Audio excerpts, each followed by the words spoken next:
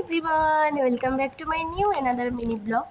তো আজকের দিনটা খুব স্পেশাল ছিল, তাই আমি সকাল সকাল উঠে পড়েছিলাম, কারণ আজ ছিল ছদ্দিভাইয়ের আইবুড়ো ভাত। তো মায়ের যেহেতু অনেক রান্না বান্না ছিল, তার জন্য আমি মার সাথে একটু হেল্প করে দিয়েছিলাম। বেশি কিছু না, একটু ঘর বাড়ি বিছানা টিছানা সুন্দর করে গুছিয়ে রেখেছিলাম।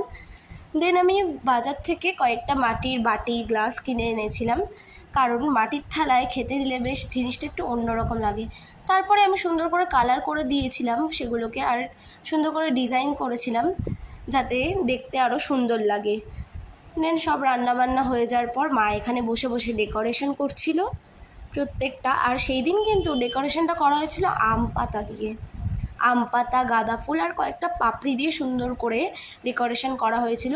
আর সেই দিন মা অনেকগুলো পদ রান্না করেছিল, ভাত, বিরিয়ানি, ভাজা, চাটনি, পাঁপড়, মাংস, মাছ, দুই তিন রকমের মাছ, অনেক কিছু রান্না করেছিল। আর এই যে এখানে ছদ্দিভাই বসেছিল, কারণ তখনও ডেকোরেশন করা হয়নি, যেহেতু এতগুলো পদ আর সুন্দর করে ডেকোরেশন না করলে কিন্তু ভালোও লাগে না, সেজন্য মা সুন্দর করে একটু ডেকোরেশন করেছিল।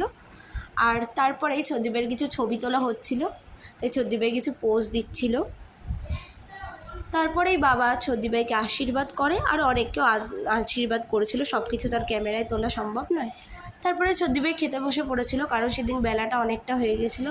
সো টাটা, দেখা হচ্ছে পরের মিনি ব্লগে।